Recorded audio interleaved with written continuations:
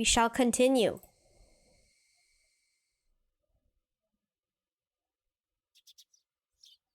Morning, Keiichi. My, what time did you go to sleep? I did not sleep well last night at all. My mother could tell from a single glance. I had the worst dreams.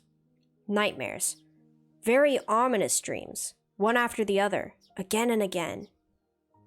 I woke up after each one, but could never remember a fraction of what they... Blah, blah, blah, blah. I botched that whole sentence. But could never even remember a fraction of what they had been about. But it was like those dreams were predicting something unpleasant. And I woke up in a terrible mood. Hey now. Every day has been calm and fun before today, right? Those days should continue on, unchanging. And yet, anxiety was the only emotion growing within me. Why was that? Nightmares reflect your own anxiety. They show an uneasy mind, that which you wouldn't admit to normally. Yesterday, I remembered the ominous conversations about Satoshi I had, with Shion, Mion, and Rena. Right. My mind felt like it was in a black fog, because we had talked about that. If I'd lived every day without causing a fuss, my reward would be ever more peaceful days. I understood that. So why did I cause such discord? But now that I thought about it calmly, a simple verbal slip on my part couldn't possibly change the world. Yeah. As long as I'm sorry for doing it and never talk about it again, there's nothing that anyone can blame me for, right? Discord, I'm howling at the moon. Yeah, it's sleeping in the middle of a summer afternoon. Besides, how would my fate possibly change just because I talked about that? Nothing was going to change. Yeah, nothing would change. Nothing would change. Nothing would change. Ha ha ha ha. That's a creepy smile. If you're still half asleep, then go wash your face. I'd finally cheered up enough to smile, and Mom slapped me right back down. Now I was irritated again. Savage Mom, I appreciate. There wasn't much time left before I had to meet up with Rena. I frantically started to get ready to go to school. Have a good day. Watch out for cars. There's barely any cars to watch out for. In Hinamizawa, anyway. I dashed out the front door. The morning air was far more refreshing than the water on my face. That's right, Keiichi Maebara. If you're sorry enough about it and reflect upon your mistakes, that's enough. Now let's pull yourself together and get to school. And return to fun, enjoyable days. Where everyone laughs, plays, and just has a good time. I'll be nice to Satoko as an apology too. Yeah. Wasn't I supposed to be her Nini until Satoshi got back? Good morning, Keiichi-kun. Rena too looked nothing like she had yesterday when she said that weird stuff. If I could only forget, then I could still act like nothing had happened. So I called out to her with all the energy I could muster. Hey! Morning, Rena. Early as usual today.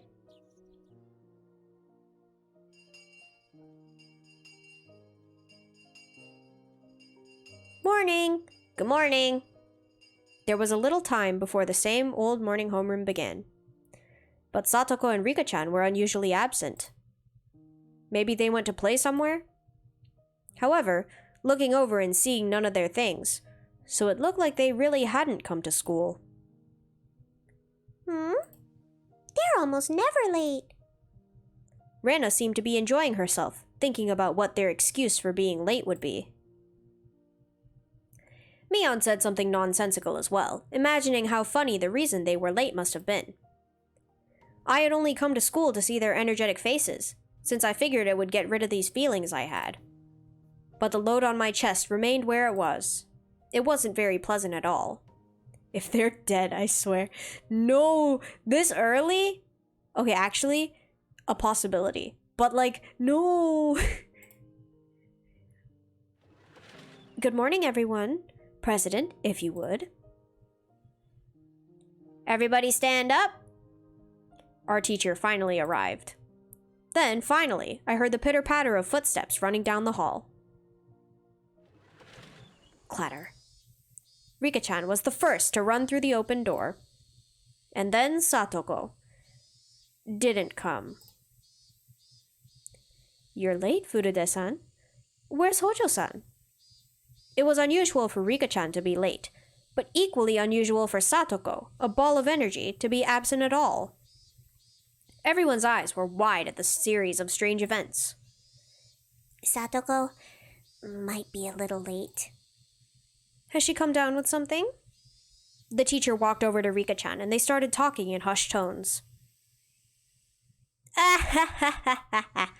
Rika-chan is late and Satoko's absent. I guess crazy things can happen.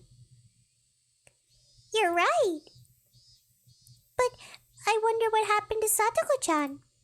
Is she sick? Why now, when I most wanted to see Satoko's energetic face? The unease that had been building since last night tightened within my chest. Kei-chan, you worry too much. Sometimes girls of her age can't help but stay homesick. Mi-chan, you're not supposed to say that around boys. Mion laughed indecently.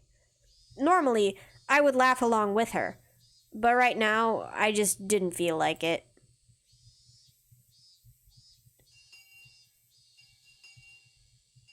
Homeroom ended, and we went to talk to Rika-chan in the short time we had before first period started. I wonder how many boys read that and understood nothing. True. They kept it just vague enough. Hey, Rika-chan, you look so sad, so very sad when getting yelled at for being late. I'll make sure to pet you today. I was very aware of my gloom this morning, so I strove to keep my tone cheerful. I petted Rika-chan's head the same way she always did, but she didn't cheer up at all. Me. What happened to Satoko? Did she get sick? For instance, she got a fever from playing around too much yesterday. If that had been her response, I would have accepted it in a flash. Okay, so Keiichi obviously didn't get it. But did we really expect anything less? But the atmosphere around Rika-chan felt somehow heavy. It was a little weird, and actually made my unease worse. Hey, come on. There's certain things she can't talk to boys about. Kei-chan, back to your seat. Mion, acting just like a club president, pulled me back to my chair. Rika-chan's gaze immediately fell back to her desk and she hung her head gloomily. Rika-chan had said something odd, that Satoko might be a little late. They were living together, weren't they?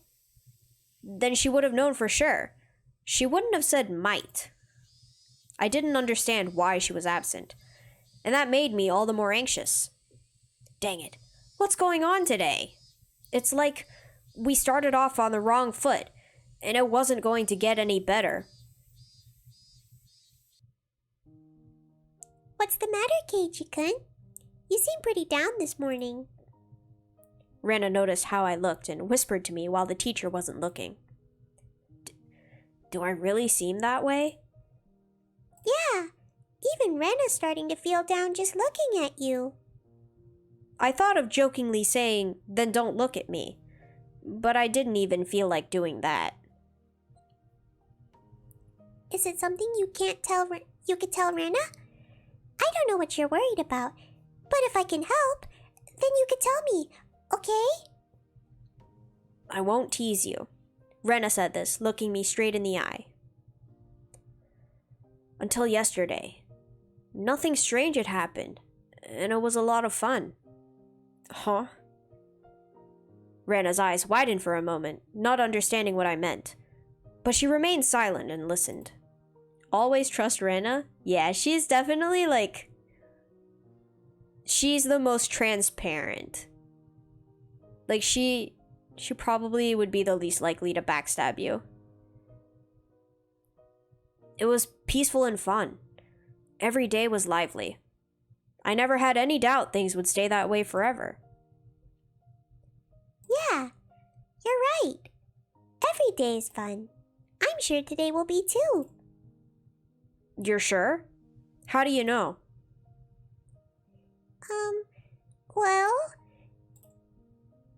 Rena, feeling perplexed, couldn't think of something to say. I didn't blame her. What I was trying to say seemed a little confusing, even to me. When I think about it, I've been anxious lately. Like, maybe since every day is fun, one day, all of a sudden, it would get really dark, like a light bulb turned off. Yeah. Rena kind of understands how you feel. Rena nodded gently. We've always been taught that it wouldn't only be good things happening to us. Sometimes I'm scared of what's going on behind the fun. It's a little bit sad, but because of that, we learn how to do our best to make sure that the fun never stops. I see. So it's not a bad thing that you think our fun lives might not go on forever, Keiji-kun. Kinda like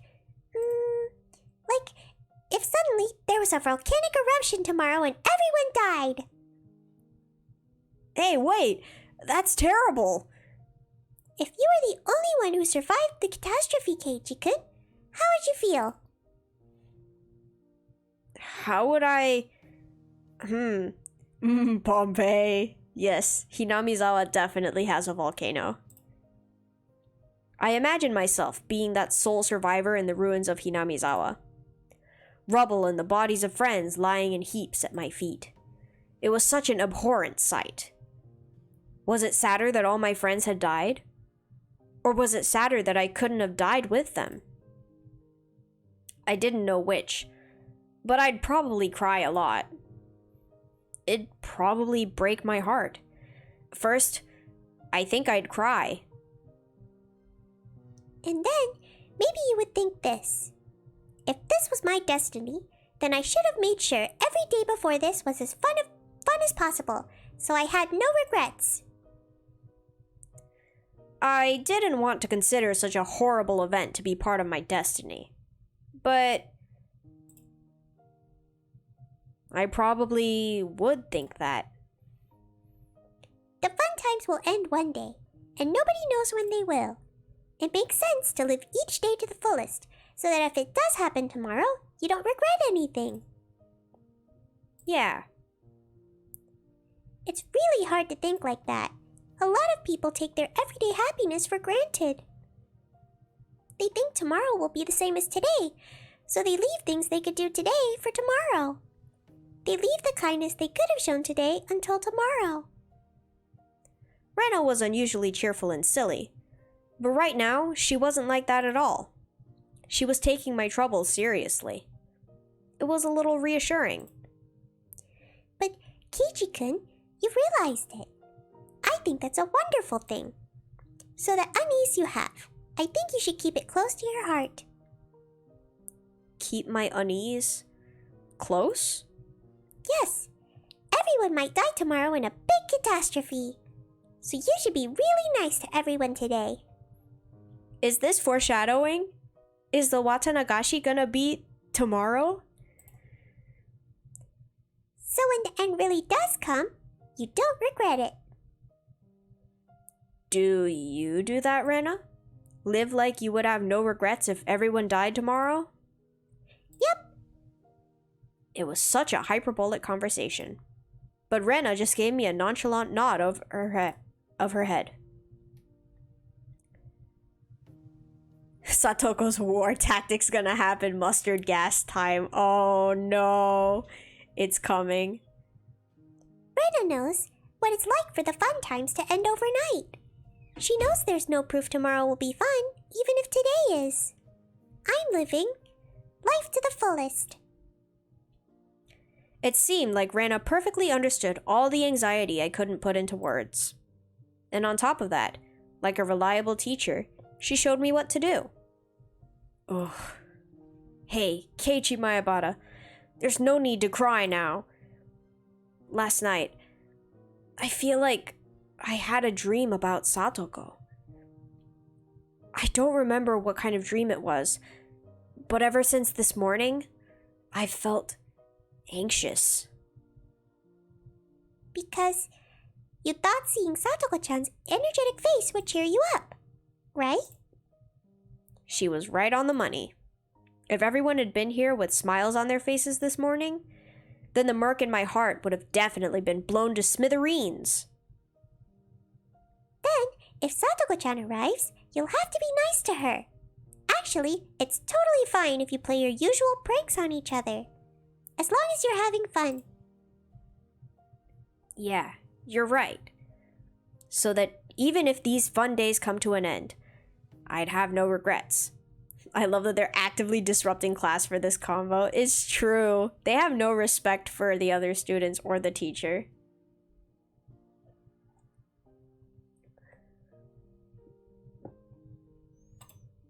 I couldn't tell if what Rena told me had been comforting or just made me more anxious.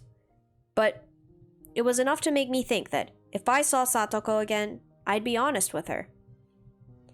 Mans ain't gonna see her again, oh no. She gone. Lunchtime arrived, with everyone pushing their desks together like always. Satoko wasn't here. Despite that, we had bento boxes for 5 lined up on our desks. Rika-chan had made a bento for Satoko too. Was Satoko supposed to be here before lunch? Rika-chan was clearly acting strangely.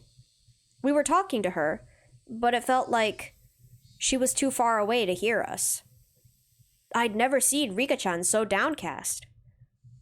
So the rest of us started feeling down too. Hey, Rena, I understood what she had said before pretty well. When we were together, we were supposed to have lots of fun, so we wouldn't have any regrets if the world ended tomorrow. And yet, while I just resolved myself to do it, now we can't all be together. What the hell? Because it was just so sudden, wasn't it? I mean, yesterday was fun, so who could believe it would all end today? No volcanoes had erupted, and no earthquakes or fires had happened either. The cicadas were making the same noises they did yesterday, and the sun remained bright in the sky. It was the same normal day as always. So then, why? As I pondered, Rena's chopsticks reached in front of my face and stole the fried chicken out of my bento. If no one else wants it, Rena will take it. Hee hee, delicious. Rena tossed the entire piece into her mouth and began munching on it, her expression one of bliss. I'm such an old man. Rena got a leg up on me. All right, this old man's taking this bit of steak here. Meep, all my food is gone except my rice. Rika-chan, also behind the curve, smiled again and went for someone else's bento. As I sat there, dazed at how quickly everyone had changed, Rena sent a wink over to me. Come on, Keiichi-kun, live life to the fullest. That way, if a volcano erupts tomorrow, it'll be okay. This is serious! I'll be darned if dried plums and rice are the only things I have left for lunch. I'm taking that meatball. I stuffed the meat into my mouth and constructed a clumsy smile. I played along as if trying to fool myself. But as I did, it rapidly became less and less of an act. This is some intense possible foreshadowing. I know, right? Next thing they're gonna be like, you know that mountain Satoko put pranks all over? It's a volcano. Satoko still wasn't here. But at some point, we had regained our lively lunchtime. We had fun, we smiled, and we fooled around. Thanks, everyone. This was definitely the best thing to do. This way, when Satoko suddenly dropped by, we could welcome her with our best smiles. The more I smiled, the more I felt the anxiety from this morning clearing away. Mount Fuji is an active volcano. Oh, is it active? I didn't know it was active. I'm pretty sure I heard somewhere that it was a volcano, but I didn't know that it was still active. Wasn't there a proverb that went something like, fortune comes in by a merry gate? I think so. If it's true, then this old man will roll around on the floor laughing 24/7.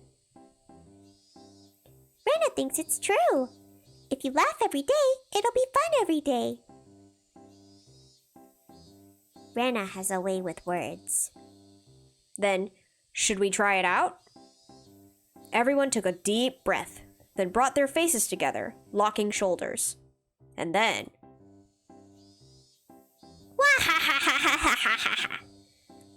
everyone laughed uproariously from their stomachs, trying to laugh out all of the bad stuff accumulating in them. By the time our bento boxes were empty, everyone was right as rain.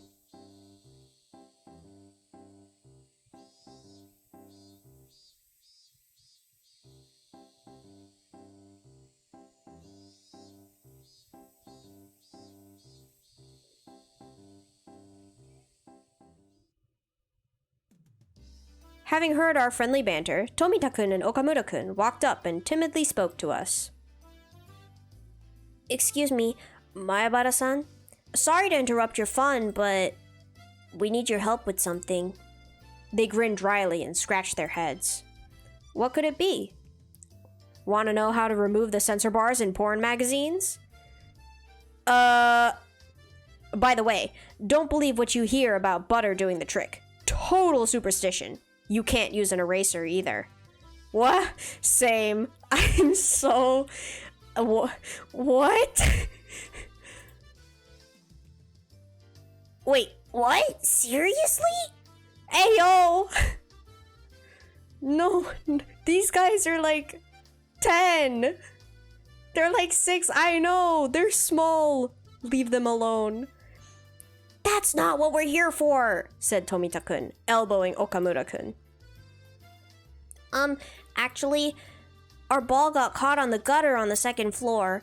We were thinking you might be able to reach it since you're tall. I see. Asking an upperclassman for help comes with its own price, you know. I'm not cheap. You can't buy me out so easily. Tomita-kun and Okamura-kun conversed for a short time, then gave their reply. Don't make the children buy him magazines. No! I would hope the store owner would be like, no, you're too young for that. We'll give you the right to take a nap during class, Mayabara-san. How does that sound? What do you mean? I could sleep during class whenever I want. Why do I need your permission for it? Oh, no you can't. The next time you take a nap, we'll tell Sensei about it. Oh my gosh, they're blackmailing him. Deserved. I see, how sly. You little. Where did you learn to bargain like that? Grrr. Sorry, it was just a little joke. Come on, Ked-chan. Why not just cave into your underclassmen's threats? And now Mion was getting on my nerves. Suddenly, it came to me, and I took Tomita-kun and Okamura-kun's hands. Alright, I surrender. I'll get your ball for you, so give me all the rights to nap time. Huh? Okay. Look, Mion, I now have the privilege, but you don't, do you? Tomita-kun, Okamura-kun, tell on Mion as soon as she falls asleep. Got it? Yeah! Rena and Rika-chan began to cackle at Keiichi-kun's victory. I wasn't sure how the ball managed to get stuck up there, but it was planted firmly in the school building's second floor gutter. Man shouldn't have mions. Do you mean minions?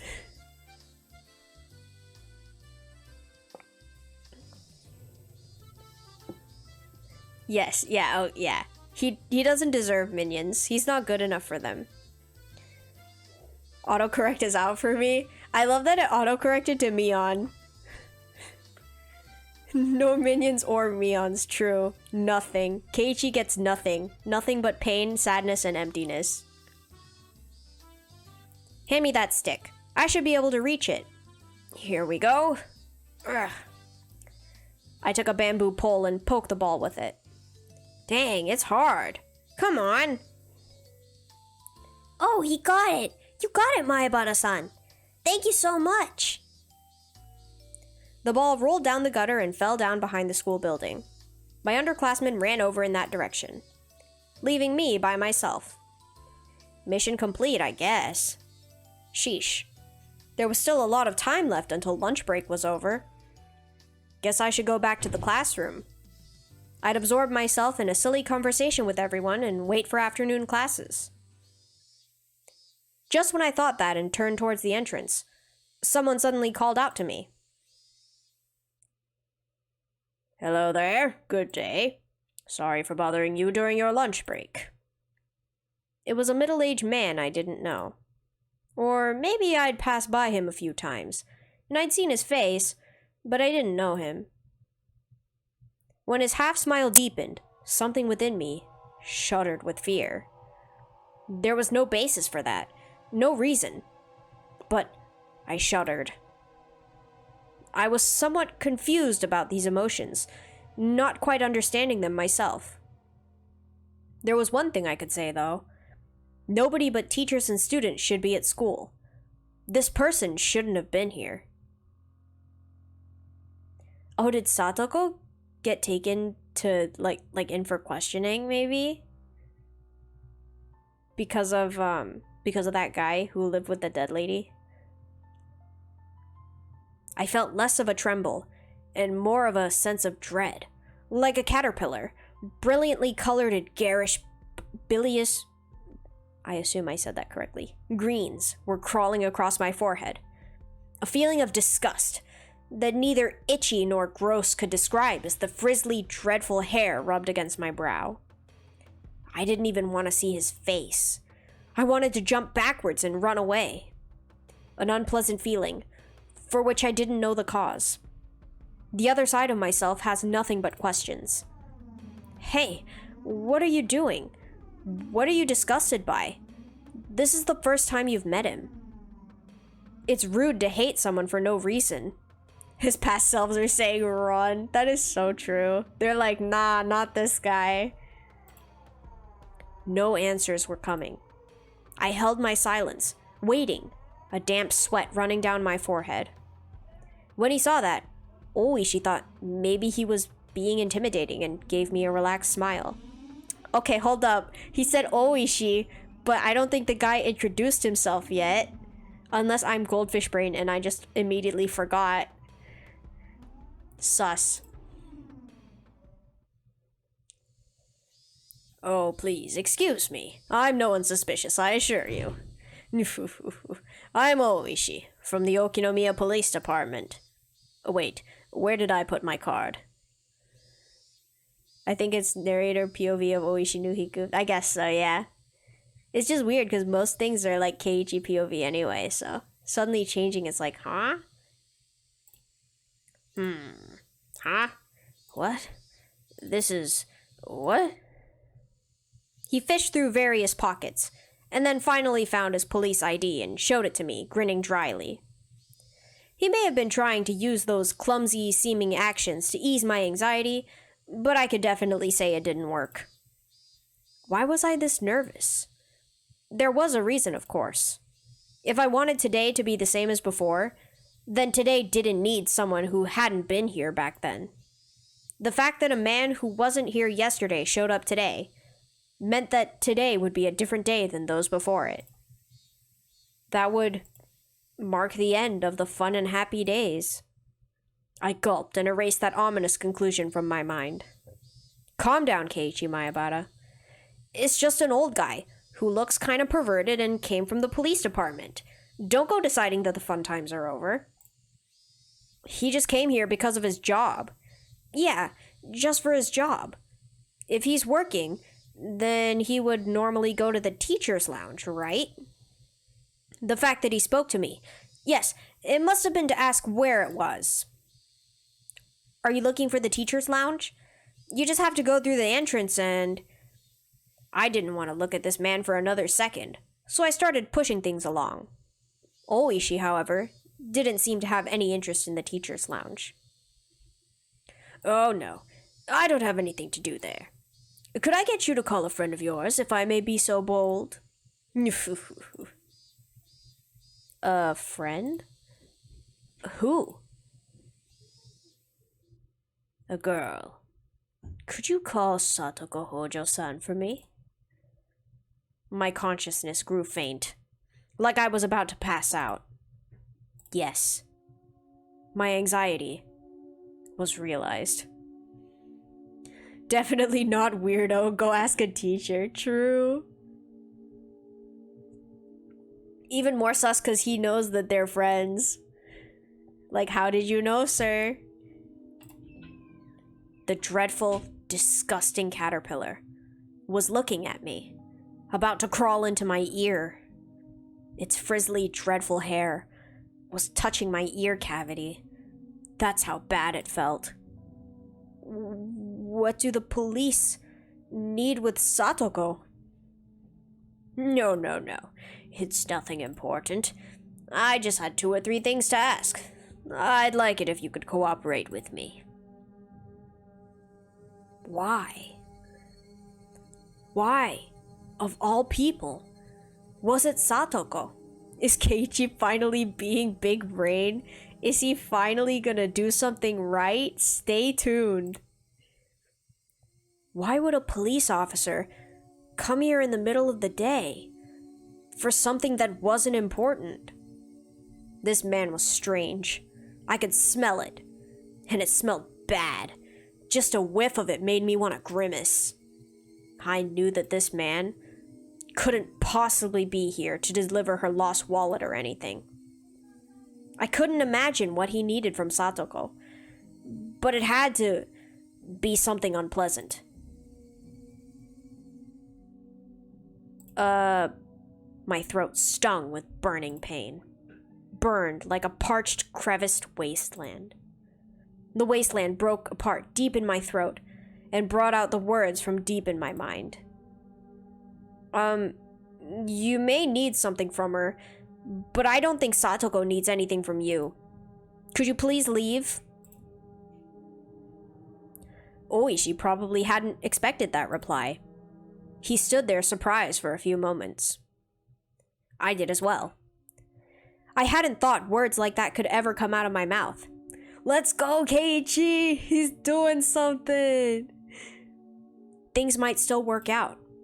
This guy may have shown up out of the blue, but if I drove him off, maybe I could make it so that it never happened.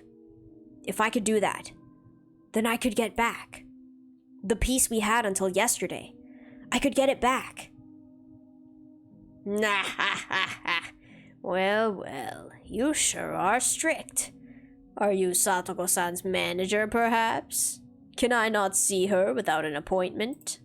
If you just want to talk to her, shouldn't you just call her? Barging into school in the middle of the day isn't normal. Breaking through a dam would have been the perfect analogy to use. Why didn't I like this man? This man shouldn't have been here. I needed to make it so that this man wasn't here. Childish, selfish emotions bubbled up from the depths of my mind, and they each came out of my mouth just as it had been formed. Not liking the guy was my own problem. But to say things so bluntly to him, even I thought I was crazy. He's never been super sus, just knows too much and proceeds to not be helpful. That is so true. Like, he's working hard on the case, but at the same time it feels like he's not doing anything. Like, he's just sitting back and watching everything happen. Oh, you're the logical sort, aren't you? I'm not too good with people who talk like that. Oishi grinned and scratched at his sweaty throat. Even as he feigned stupidity, I could tell he was irritated. Hey, Keiichi Mayabara, why am I looking for a fight with this old policeman here? It's not like he brought the gift of misfortune with him, all wrapped up in paper, right? Right. It wasn't like he had brought a package of misfortune with him and was asking me to sign here, please. You're not good with people who stand up for themselves? That sounds like a skill issue. True.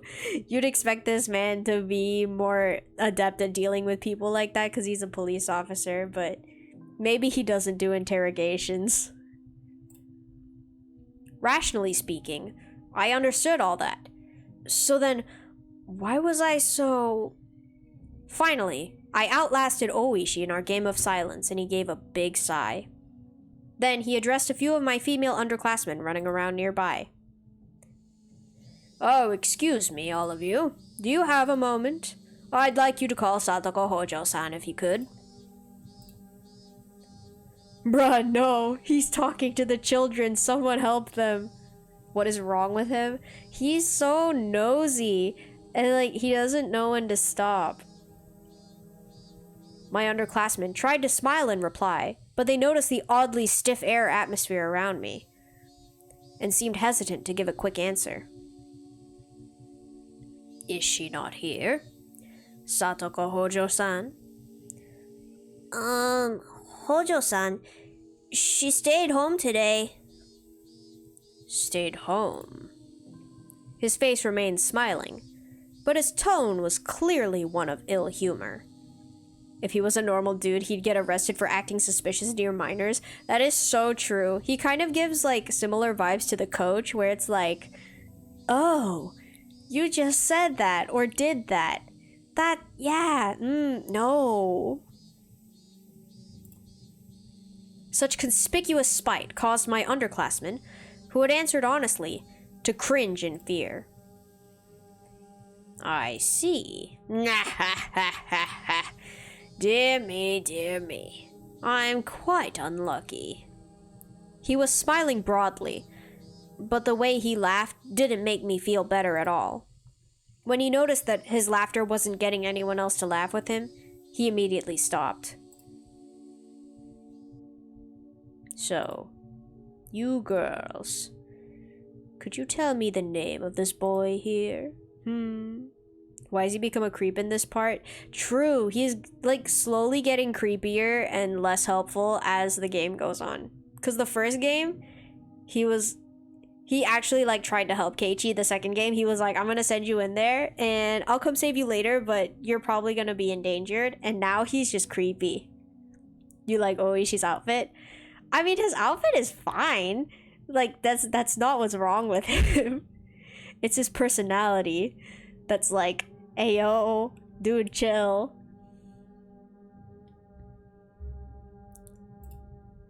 He grabbed the girls by the shoulders so they wouldn't run away and crouched down to address them at eye level. He literally brought magazines to Keiichi, then left him to get McYeeted by Mion. That is so true. He really did that. Don't touch the children. Yeah, hands off, sir. Even if you're a policeman. Imagine me in Oishi's outfit. I mean, it's a pretty simple outfit. I feel like I could wear it, yeah. I wouldn't be against it. The girls flinched away from the sharp, piercing light in his eyes. And in exchange for their release, they didn't resist and told him my name. Rendering the Angel Mort fit, cursed fan art time. Okay, that's a hard no from me. No. No. That outfit is not it. It's not it. I see. Keiichi Mayabara-san, is that it? He said my full name. That was all he said. And yet, I couldn't help but shudder. It was like he'd grabbed me by the collar with just those words. The black maid outfit? Yeah, that one. The one that looks like a magical girl outfit.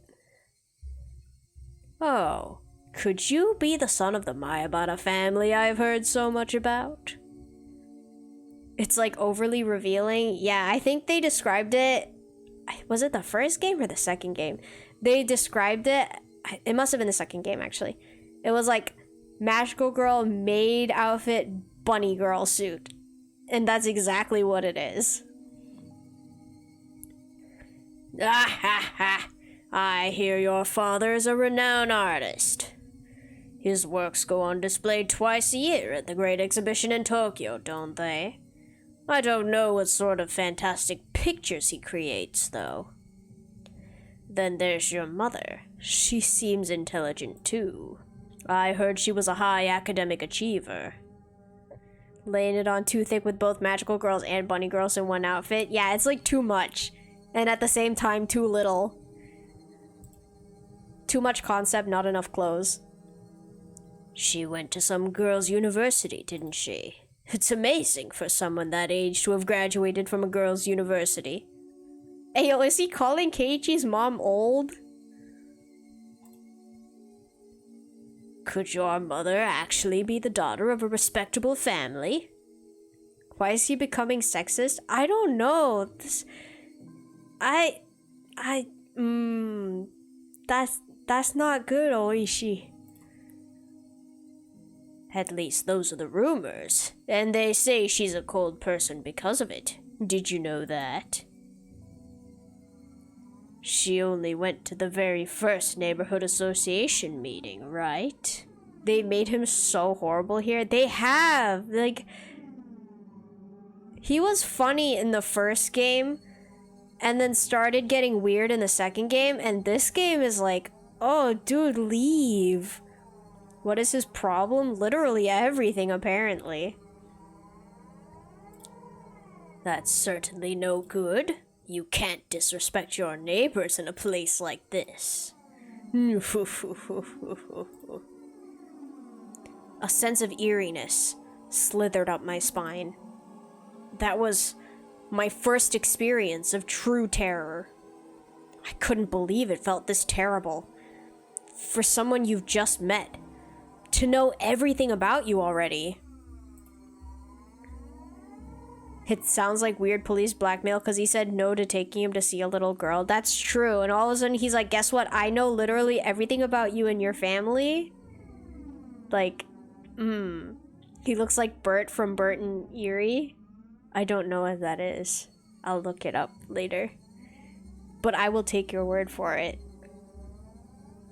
Oishi clamped onto my shoulders and brought his eyes close to peer into mine. I wonder if he's the killer this time. That'd be a twist. That would be, especially because he's not actually from Hinamizawa. That'd be interesting. Or maybe he's murdered. I honestly wouldn't mind. In a place like this, it would be far better not to make enemies, wouldn't it? Oh, Bert and Ernie. Oh. And he looks like... Okay, yeah, I could kind of see it. I could see it, honestly. He just needs, like, a longer face, and it'd be pretty much perfect. Bert and Ernie from Sesame Street. I do know them. Yeah.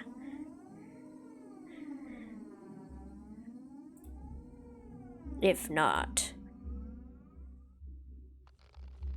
Ow! Oishi dug into my shoulders with inhuman strength. Gah! Then if something unexpected were to happen, you might see some drawbacks. Have you ever heard of karma? It's like how a butterfly flapping its wings can cause a tornado. He just assaulted a child? He did. Keiichi is a minor. Where did he get a shovel?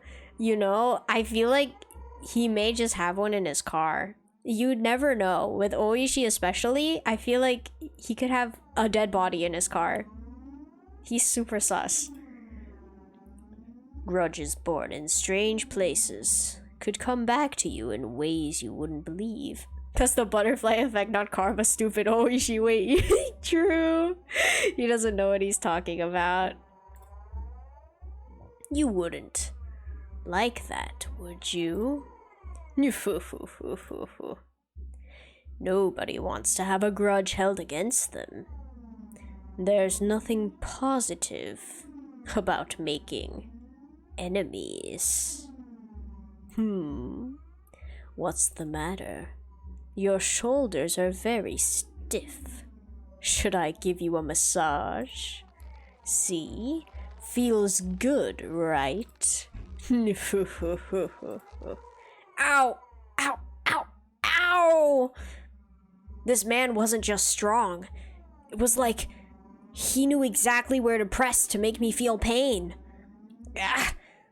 Only 4 or 5 fingers were on my shoulders, and yet the pain made me want to bend over backwards. I don't touch the children, bro. Literally unhand him. I don't like Keiichi, but Oishi is the worst in this one. Like, dude. Urgh. A few of the girls from my class were pretty shaken up, but didn't seem to want to help me. They weren't sure if they should go call the teacher. As for me, I couldn't take the time to wait until the teacher got here. It hurts! Would you mind leaving things at that? You're hurting him. Behind Oishi-san, someone. To my disbelief, it was Coach. Oh my. If it isn't Dr. Irie. Doctor? It certainly has been a while since we were last in touch. Discomforted by Coach's sudden appearance, Oishi laughed scornfully. The vice on my shoulders, however, remained as strong as ever. Never mind the greetings. Please, just let go of my Maebara-kun. Oishi smiled daringly and glared straight at Coach. He didn't release me in the meantime, of course. I was just thinking of stopping by your place later, Doctor. You always seem so busy and we can never have a good chat. Yes, if you want, I'll chat with you all you like. But please be sure to have a warrant first. After all, otherwise, I can refuse to go voluntarily into questioning. Coach didn't display a shred of the weird behavior he'd shown at the baseball game and barbecue. He stared steadily at Oishi, and fought so hard that he would release me. His chances were terribly bad, of course. Compared to the relaxed Oishi, Coach seemed like he was being defeated mentally. It made sense. Coach had a somewhat narrow structure, but Oishi's body was packed with muscle. It wasn't even a contest. But Coach was fighting for me, without taking a step back. Beads of sweat formed on his face, and though he paled, he was fighting for my sake.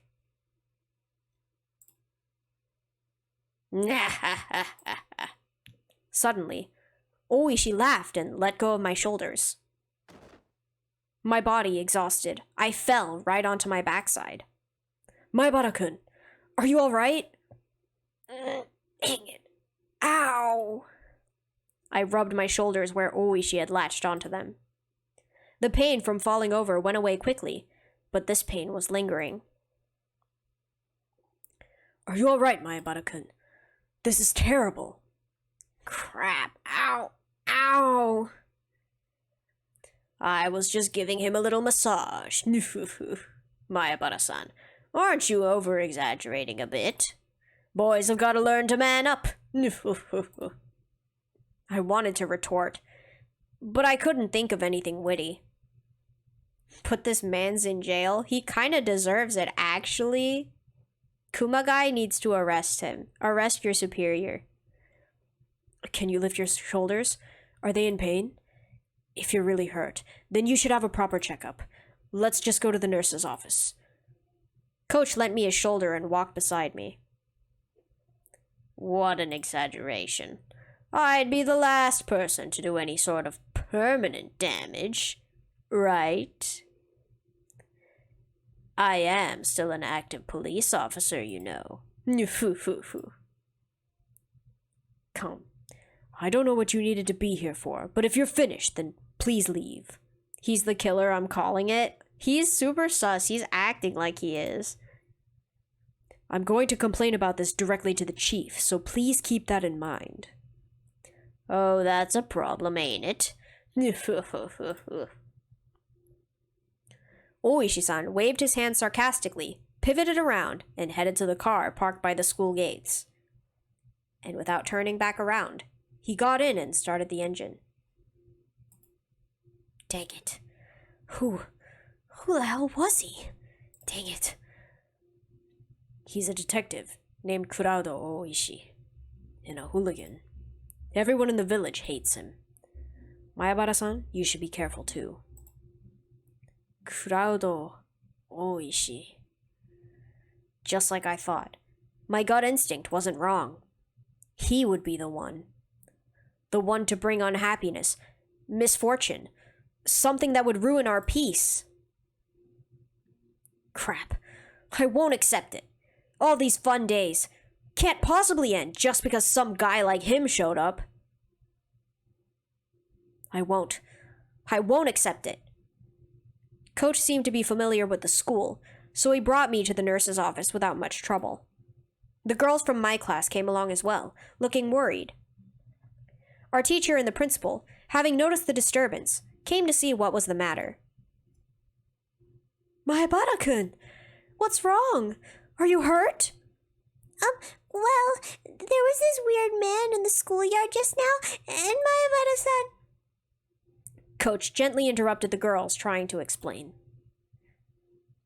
No, it looks like he just fell and twisted something. I think he's all right, but I wanted to make sure. If it's fine with you, I'll borrow the nurse's office for a bit. Please do, Dr. Irie. The principal gave him a deep bow. It looked like Coach was acquainted with the adults at school.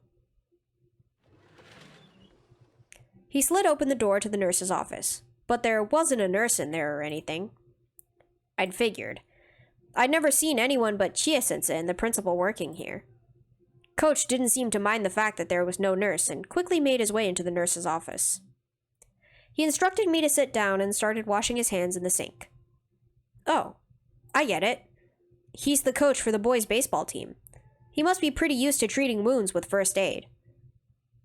How slow does Keiichi have to be to realize that they've been calling him Dr. Irie? They've said it like 5 times, bro. Catch on. Could you show me where it was? Are you still in pain? No, it doesn't hurt anymore. At all anymore. I'm fine, really. I rolled up my shirt and showed him my shoulder. No bruise. Not even nail marks. And yet it had hurt so much I thought my shoulders would be crushed. Even the pain had disappeared without a trace. It hurt so much, but not so much as a bruise remained. It just means he's used to doing that. Used to it, huh? The next time you meet, don't provoke him. Nothing good will come of making him angry. If you go home with a uniformed policeman by your side, your family won't like that, will they? Well, you're right. Still, what happened? Why did you end up in a fight with him? He came up and said he needed something from Satoko. Huh? Satoko-chan? Coach's gaze lowered and his expression clouded a bit. Somehow, that gesture seemed to be saying Oishi was bound to come to Satoko, and did, and that it was no laughing matter. Coach fell silent in thought. Quietly, he took a compress out of the first aid kit and put it on me. Does he still plan on clinging to Satoko-chan? He's a persistent man, I'll give him that, like a snake. Coach mumbled to himself. Cling? Does that Oishi guy go to Satoko's place a lot? Coach didn't answer, but the lack of a denial served well enough. What on earth did the policeman, probably a detective or something, need from Satoko? What mistake had led a detective to cling to the sweetly smiling Satoko? Maebara-san. Oh, right. You just moved here, didn't you? Yes, I did, but... Have you heard anything about Oyashiro-sama's curse, and about Satoko-chan? Well, I knew a few things about it, certainly. Satoko's parents were dam proponents, and their accidental death was because of the curse. You mean that? Coach smiled thinly and dryly. "So you know," he said, dropping his gaze. If I recalled correctly, there was an accident on a viewing platform at the public park she'd gone to with her family, and her parents died. And then, it was just big brother and little sister. And then she was with Rika-chan. And, when they lost their parents, Satoko-chan and her brother, Satoshi-kun, were given to their uncle and his wife to care for them. Oh. Is that so? Their parents died in the accident, and Satoshi ran away, leaving only Satoko to start living with Rika-chan. I'd known that much, but this was the first time I'd heard they'd been brought to their uncle and aunt. Their uncle was Satoko-chan's father's younger brother. Unfortunately, neither of the couple were people deserving of respect. Coach normally picked his words politely, so when he came out and said that they didn't deserve respect, it really made me wonder what kind of people they were. As soon as Satoko-chan's parents came out in support of the dam, their uncle and aunt took on a lot of the shame in the village as well. They would never have welcomed in Satoko-chan and Satoshi-kun. I've heard that for the siblings, it was a very rough life. Bit by bit, Coach told me about the numerous agonies the Hojo siblings had suffered at their uncle's house. As their guardians, their aunt and uncle sucked up everything belonging to their immediate family. Satoko and Satoshi were crammed into a small room, and their lives were laden with things that were both miserable both for their bodies and minds.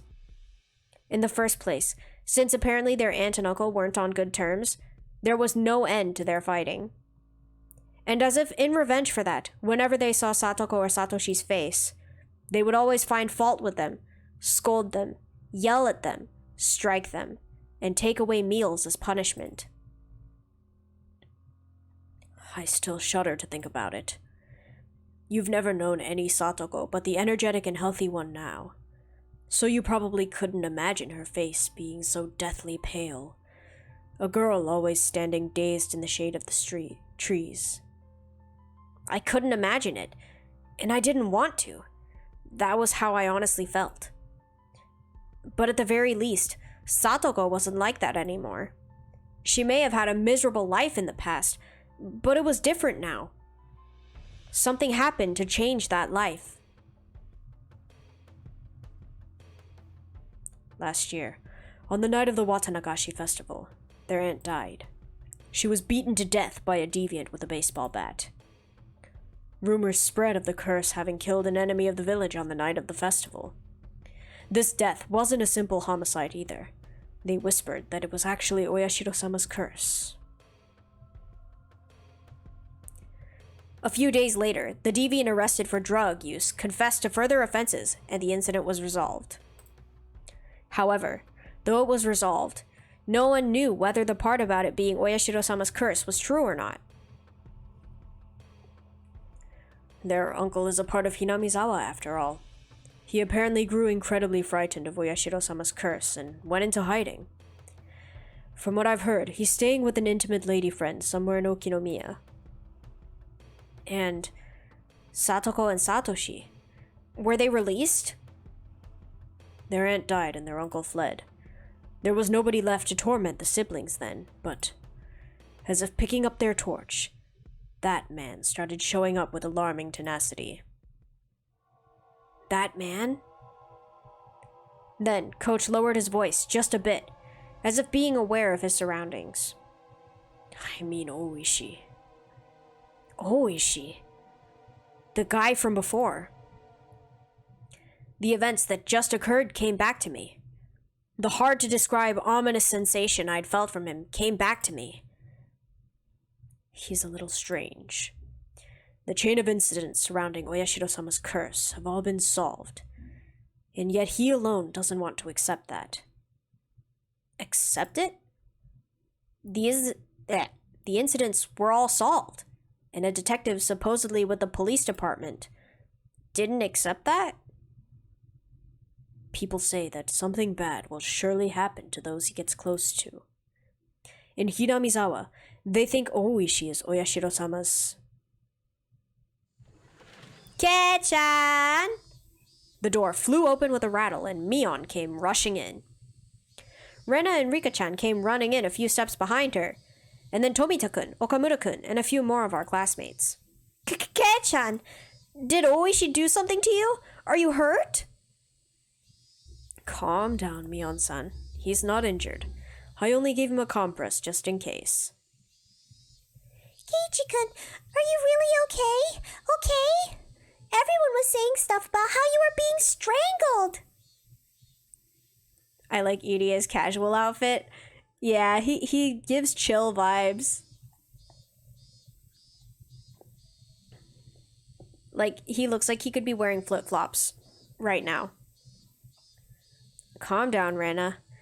He just squeezed my shoulders really hard. See, there's not even a bruise. Meep. Jeez, what the heck were you all doing? We're friends, right? Why were you just standing around? Why didn't you help Ke-chan? We're sorry, President. Mion yelled at our classmates, baring her fangs. Tomita-kun and the others hung their heads in silence. Quit it, Mion. Tomita-kun and the others weren't even there. Stop blaming them. Dang it. Oishi. Mion kicked the floor with her heel a few times, her temper running hot. Our teacher, overhearing the commotion, arrived as well. Hey, come on, everyone. Don't make so much noise in the nurse's office. President, take everyone and leave, please. Come on, everyone. Let's get going. Keiichi-kun is fine. You too, Mi-chan. Mion was letting her emotions get the best of her, so Rena stepped in instead and led everyone out of the nurse's office. The detective from Okinomiya Station, Kurado Oishi. It looked like the first impression I'd gotten from him hadn't been mistaken. Satoko's absence had amplified the vague apprehensions I'd felt since yesterday, and Oishi's appearance basically sealed the deal. All right. I'll get going. I originally came here for Chie-sensei. Ah, so you had something to do here. Sorry for causing you trouble.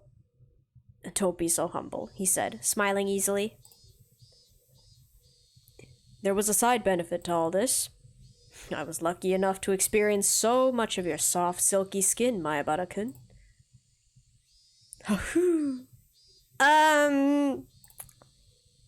Okay. With the usual, for Coach anyway, parting words, he instead continued. Ma'am, I know. This is a Wendy's. That's creepy. True. Like, he really had to say that. He was okay. He was doing great, and then he said that, and I'm like, no. Please excuse me. You weren't wounded badly, but please avoid putting pressure on your shoulders or anything along those lines. If you get a high fever or it starts to swell, contact me right away, okay? I don't think it'll happen, though. Oh, that's right, Coach. Before everyone came in, you were gonna say something. About what people think Oishi is to Oyashiro-sama. As he was about to leave the nurse's office, Coach placed a hand on the door and stopped. Right. They think he's Oyashiro-sama's servant. They're just bad-mouthing him, though. Oyashiro-sama's servant? Do you know about the serial freak death incidents that occur in Hinamizawa every year on the night of the Watanagashi festival, otherwise known as Oyashiro-sama's curse? What? Freak deaths? What? Now that I thought about it, I did seem to remember overhearing Mion or someone in class talking about it like a ghost story. On the festival day in June, one person would always die, and another person would be spirited away, but they seem to call it demoning away here. What a fine story that was. I figured they made it up to scare me, but it was true? I don't have any idea who first suggested this. But at some point, everyone started calling Oishi Oyashiro-sama's servant. Why? Because the rumors go that he decides the sacrifices for the curse every year. Whenever June came around, Oishi would start paying frequent visits to Hinamizawa. Because Oishi had been persistently questioning most of the dead or disappeared people. 4 years ago, it was known that the victim of the dismemberment, rumored to be the sacrifice, had been seeing Oishi numerous times leading up to the incident. The sacrifices 3 years ago were Satoko's parents. Right before their accidental deaths, Oishi had apparently visited their home. The one who disappeared 2 years ago was Rika-chan's mother. And again, people know that before she vanished, Oishi had been talking to her extremely frequently. The one who disappeared last year, Satoko's older brother, Satoshi. Satoshi, too, had apparently been approached by Oishi many times before he vanished. And then, this time, Oishi was trying to contact Satoko? This isn't a freaking joke. They're rumors, Mayabara-san. There's just some rumors to that effect. I hadn't said that because of the rumors of Oishi being Oyashiro-sama's servant, or as contacting someone foreshadowing who would be the sacrifice that year. It was because the ominous hatred I felt towards Oishi was becoming more substantiated, more real. Did my stream freeze? Is that just my phone?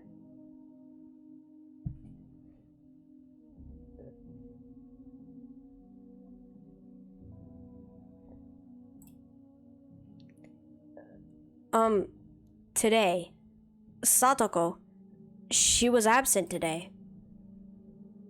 Wait, really? That looked like news to Coach.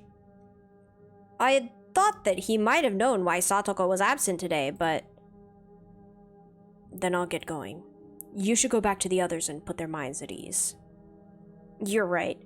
I will. Clatter. Coach left the nurse's office and headed towards the teacher's lounge.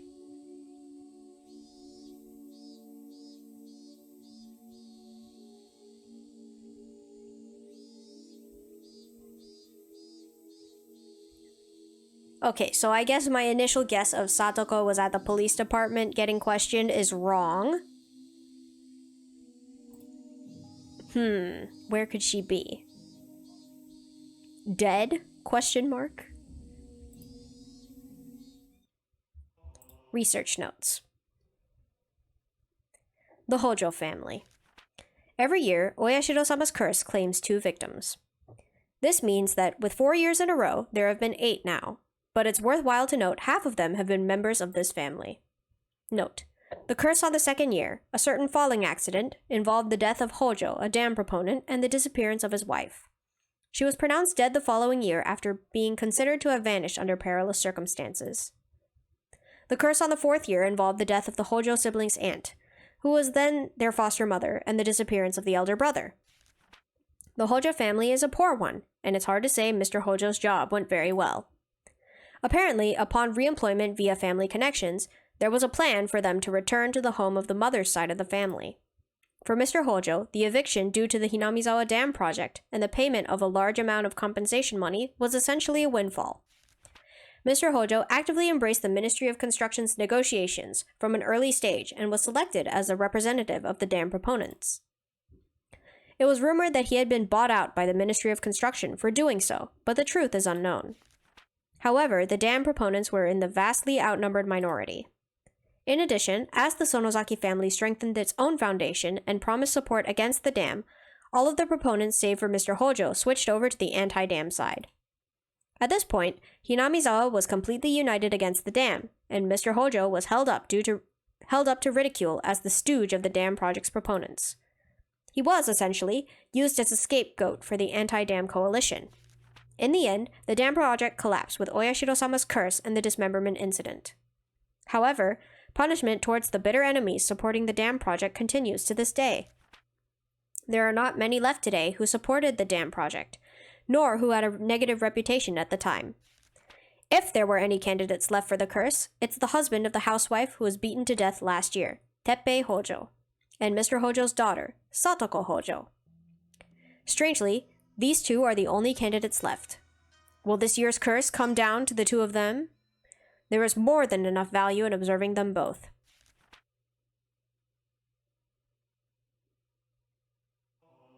Oishi's post memo. To Oishi-san. There was a call for you from Section 4's Chief Shigeharu. Apparently, the slaughtered corpse in the Ojikawa River is related to the S group as we thought. We're still verifying what happened behind the scenes, but apparently the deceased filled up dozens of self-created fictional bank accounts to their limits with money from the S group, reaching around 100 million yen. It appears there were 3 or 4 men with former S group connections involved in this. They've already disappeared along with millions of yen. The deceased was tortured on that point for information, and she was clearly slaughtered as an example to others. There are apparently some real wizards chasing down the people who disappeared. They're also spreading letters to related Yakuza groups not to harbor them. There's still no evidence that Teppei Hojo is one of those people. As far as Chief Shigeharu can tell, he hasn't been told anything. He was her pimp, but she didn't trust him at all, did she? Teppei Hojo has left the apartment in Okinomiya and has returned to his former residence in Hinamizawa. Oh, so maybe Satoko's with her uncle then.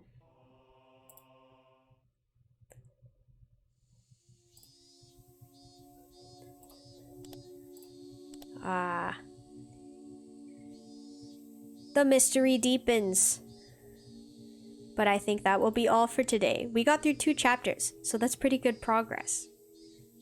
Alright, I will see you guys next time, hopefully. Thank you so much for coming and for enjoying Higurashi with me. Bye-bye!